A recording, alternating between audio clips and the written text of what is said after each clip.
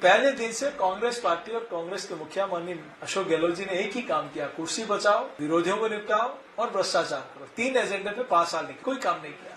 जाते जाते ये काम इन्होंने 2013 में भी किया था, लेकिन जनता ने स्वीकार नहीं किया, 21 पे लाकर बिठा दिया और अब उससे बुरी हालत होने वाली है। भारतीय जनता पार्टी एक ऐसी पार्टी है जो हमेशा युवाओं को, महिलाओं को तरजीह देते आया है। तो ऐसे में अनेक स्थानों पर महिला नेतृत्व भी बढ़ा है और आने वाले समय में और बढ़ेगा। युवाओं का नेतृत्व, उम्मीदवार कोई व्यक्ति प्रतीक के रूप में है। हम विचार के साथ और कमल के निशान के साथ चलते हैं। और सांसद भी तो एक कार्यकर्ता है, उसी क्षेत्र का रहने वाला है, वो कोई बाहर से नहीं आया। इसलिए कांग्रेस पार्टी हताशा में है पहले दिन से। और मैं सोचता हूं कि जिस प्रकार से बयान कांग्रेस पार्टी का है, उन्होंने पहले दिन ही अपने हथियार डाल दिए। और जनता इस चुनाव में पॉलिटिकल पार्टी के साथ राजस्थान की जनता चुनाव लड़ रही है और राजस्थान की जनता के मन में यह है, अभी इन्होंने कुछ दिनों पहले 4.5 वर्ष कोई काम नहीं किया और अंतिम 4-5 महीनों में आप लोगों को गुमराह करने के लिए हम ये करेंगे, हम वो करेंगे, 2030 तक का आप हमें सुझाव दीजिए।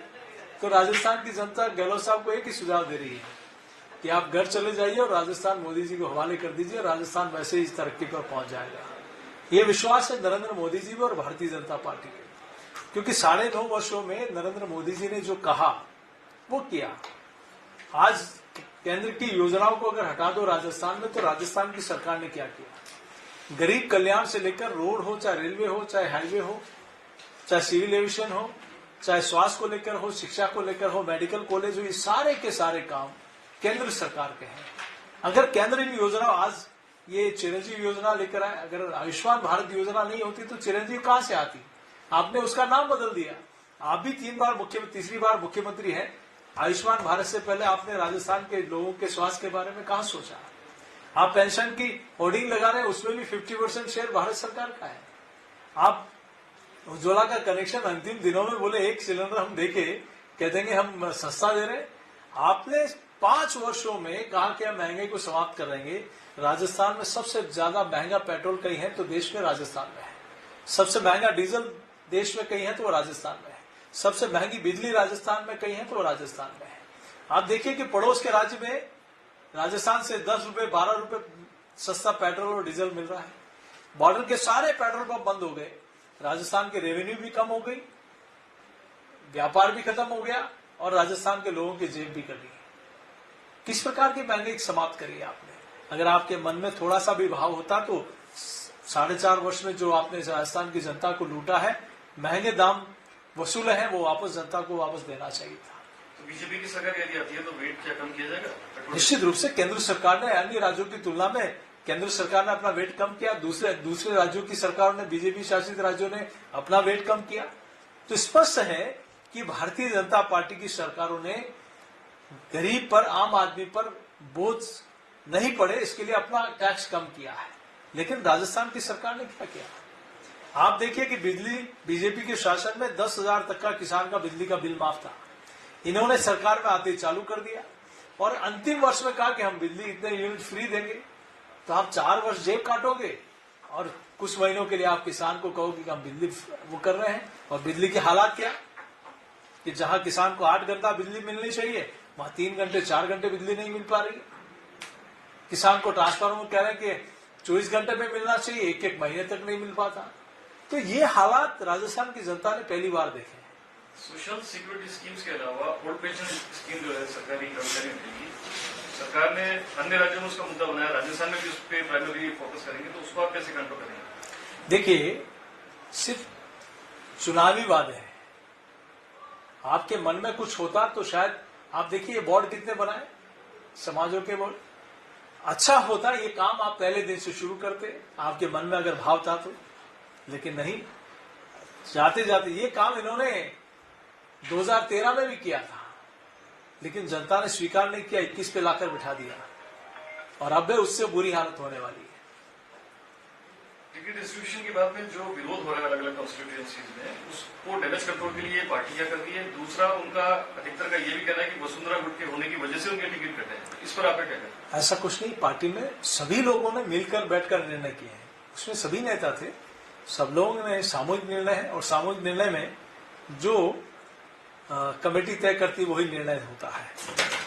लेकिन मैं कह सकता हूं कि सब लोग परिवार के सदस्य स्वाभाविक है, कई लोग आकांक्षी होते हैं तो कुछ मन में भाव होता है, लेकिन सब परिवार के सदस्य आप देख रहे हैं धीरे धीरे सब लोग पार्टी के काम के लिए, पार्टी के विचार के लिए, पार्टी की कमी के निशान के लिए सब लोग लगे हैं। और पार्टी में ये प्रमुखता से होता है कि कोई एक व्यक्ति निर्णय नहीं करता, एक टीम मिलकर निर्णय करती है। तो एक टीम का निर्णय है तो सब लोग स्वीकार करें। क्या बीजेपी संगठन राजस्थान में नई लीडरशिप को प्रमोट करने का प्रयास कर रहा है? देखिए, ये स्वाभाविक है कि कहीं कहीं भारतीय जनता पार्टी एक ऐसी पार्टी है जो हमेशा युवाओं को, महिलाओं को तरजीह देते आया है। तो ऐसे में अनेक स्थानों पर महिला नेतृत्व भी बढ़ा है और आने वाले समय में और बढ़ेगा, युवाओं का नेतृत्व भी बढ़ेगा। कांग्रेस ईआरसीपी के मुद्दे पे एक यात्रा निकाल रही है और ईस्टर्न राजस्थान में कांग्रेस ज्यादा मजबूत स्थिति में थी 2018 में। इस बार बीजेपी उस स्थिति को काउंटर करने के लिए क्या कर रही है? देखिए, कांग्रेस चुनाव के समय अपनी मांगे उठाती है।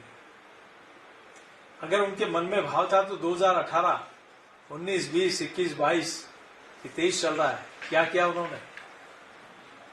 आप मुख्यमंत्री थे, तीसरी बार मुख्यमंत्री हो। लेकिन ये जरूर है कि डबल इंजन की सरकार बनेगी, जो भी मांग होगी प्राथमिकता के आधार पर उसको पूरा किया जाएगा। पार्टी का क्या आकलन है, कितनी सीट इस बार जीतेगी? आप मेरा ये रिकॉर्ड करके रखना और जिस दिन रिजल्ट आए उसको देखिएगा। अब तक का सबसे ऐतिहासिक मैंडेट इस बार मिलने वाला है, वो जनता के विश्वास के आधार पर कह रहा हूं। इस परिवर्तन यात्रा में पूरे राजस्थान में मुझे जाने का अवसर मिला। जिस प्रकार का उत्साह, चाहे युवा हो, किसान हो, गरीब हो, दलित हो, आदिवासी हो, मातृशक्ति हो, सबके मन में भाव है कि 2018 में मात्र 1.5 लाख वोटों के अंतर से एक ऐसी सरकार आ गई जिसने राजस्थान को विकास की दृष्टि से बहुत पीछे लाकर खड़ा कर दिया, राजस्थान की मर्यादाओं को तार तार कर दिया। यहाँ नारी शक्ति सुरक्षित नहीं है, युवा अपने आप को ठगा सा महसूस कर रहा है। किसान के साथ वादा खिलाफी की, किसान आत्महत्या कर रहा है, युवा आत्महत्या कर रहा है, नारी की कहीं सुरक्षा नहीं हो पा रही और भ्रष्टाचार चरम पर है। ऐसे में 2023 में कमल खिलाना है और राजस्थान में आदरणीय मोदी जी के नेतृत्व में जब डबल इंजन की सरकार बनेगी तो निश्चित रूप से राजस्थान विकास की द्रुत गति के साथ आगे बढ़ेगा। बीजेपी का रोड मैप राजस्थान के लिए क्या है? जब सरकार बनेगी तो आने वाले 5 साल में क्या ऐसी चीजें होंगी जिन इश्यूज के ऊपर आप काउंटर अटैक करते हैं बीजेपी को और कांग्रेस को, तो बीजेपी की सरकार क्या डिलीवर करेगी? देखिए, आप देश का सबसे बड़ा स्टेट जहां लैंड बैंक है, जहां भूमि है, ज्योग्राफिकल की जो हम भौगोलिक दृष्टि से देखें, ज्योग्राफिकल दृष्टि से देखें तो जो बड़ा एरिया है उस लैंड बैंक का कहां उपयोग किया आपने? लोगों को खाली जमीन बांटने में। आज इतनी जमीन है, इतना मैन पावर है, यहाँ टूरिज्म की दृष्टि से अपार संभावना है। यहाँ हम लोग देखें तो मॉन्यूमेंट है, ऐतिहासिक गौरवशाली इतिहास है, यहाँ प्रचुर मात्रा में मिनरल्स है, यहाँ बहुत बड़ी रिफाइनरी है। ऐसे में कोई मिनरल ऐसा नहीं होगा जो राजस्थान में नहीं है। यहाँ युवाओं की बहुत बड़ी फौज है, यहाँ किसानों की, उन्नत किसानों की बड़ी फौज है।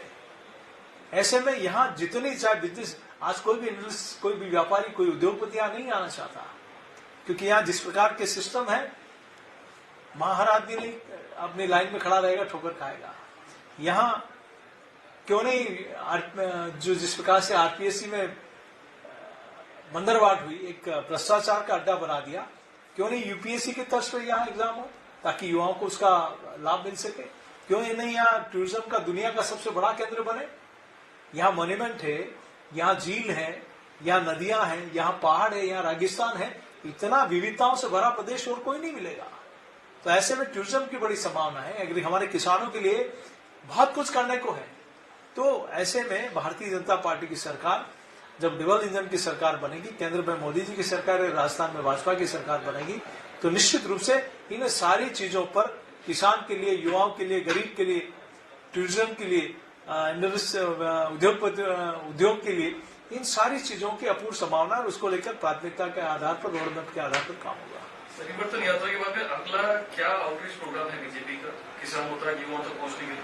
देखिए, भारतीय जनता पार्टी ने जन आक्रोश यात्रा, उसके बाद नहीं सहेगा राजस्थान कैंपेन चला था और परिवर्तन यात्रा निकली।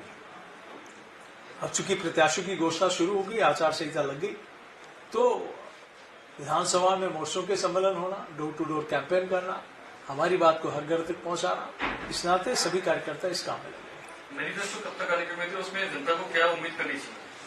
मैं सोचता हूं कि हमारा संकल्प पत्र माननीय अर्जुन मेघवाल जी इस कमेटी का चेयरमैन बनाया है, वो और उनकी पूरी टीम, आदरणीय घनश्याम तिवारी जी और उनकी पूरी टीम इस पे पूरा काम कर रही है। और बहुत जल्दी, हमने कोई कमरे में बैठ कर नहीं, हमारी संकल्प पत्र की आकांक्षा पेटी, हमारे कई रथ बाइक्स पे पेटी लगाकर गांव गांव ढाणी ढाणी हो जा रहे हैं और वहां लोगों की जनता की राय आएगी। उस राय के आधार पर जनता का सुझाव, हमारा संकल्प, ऐसा एक मैनिफेस्टो भारतीय जनता पार्टी तैयार करेगी। पार्टी के राजस्थान अध्यक्ष होने के नाते आपके पास में जो फीडबैक आता है कि राजस्थान का अगला मुख्यमंत्री कैसा होना चाहिए, वो क्या आप मानते हैं?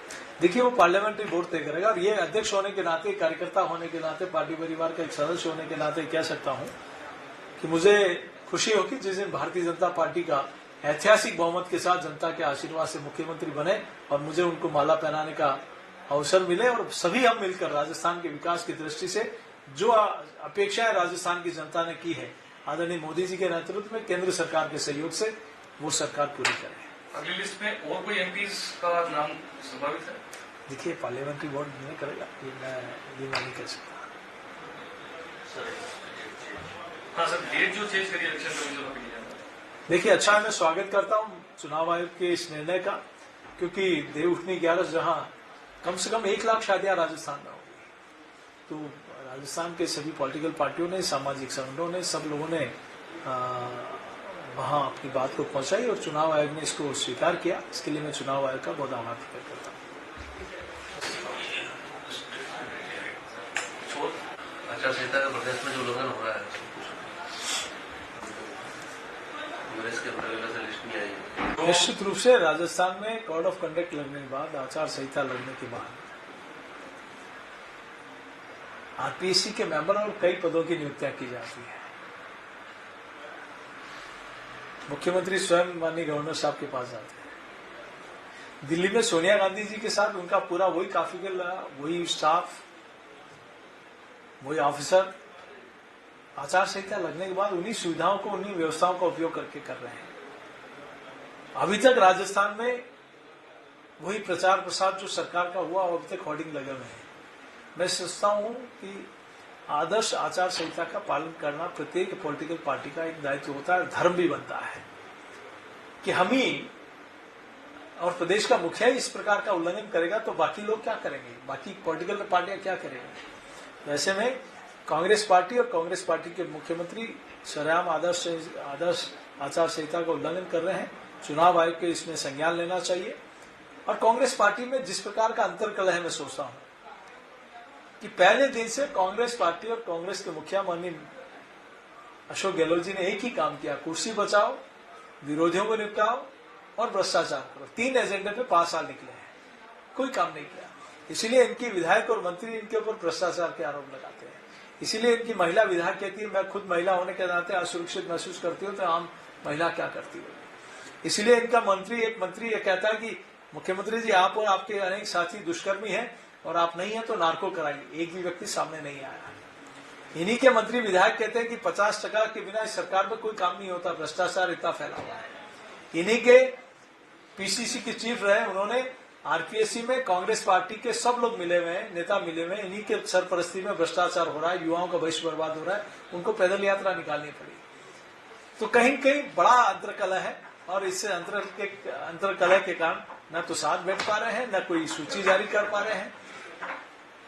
और मैं सोचता हूं इनके इस अंतरकलह के कारण राजस्थान पिछड़ा है। तो अब जनता इनको हमेशा के लिए विदाई देने वाली। कांग्रेस सरकार ने जो अभी नई जिलों की घोषणा की, जिसमें 3 अभी कुछ दिनों पहले किया, उसका कोई असर आपको नजर आता है ग्राउंड में? जनता इनका असली चेहरा जान चुकी है। यही खेल इन्होंने 2013 में किया तो भारतीय जनता पार्टी की 163 सीटें आई, 21 पे सिमट गए। इस बार मैं कह रहा हूं 21 भी नहीं आएगी, दावे के साथ कह सकता हूं। बीजेपी का इलेक्शन कमीशन को शिकायत देगी जो आप बता रहे आचार संहिता का उल्लंघन हो रहा है? निश्चित रूप से हमारे लीगल सेल इस दिशा में काम करेगी। अमर उजाला अब आपके टीवी पर भी। अपने स्मार्ट टीवी पर YouTube पर सर्च करें अमर उजाला, चैनल सब्सक्राइब करें और देखें ताज़ा खबरें, वो भी HD क्वालिटी में। और हाँ, बेल आइकन दबाना ना भूलें ताकि हर खबर हो आपके घर। अमर उजाला, निष्पक्ष, निर्भीक, निरंतर।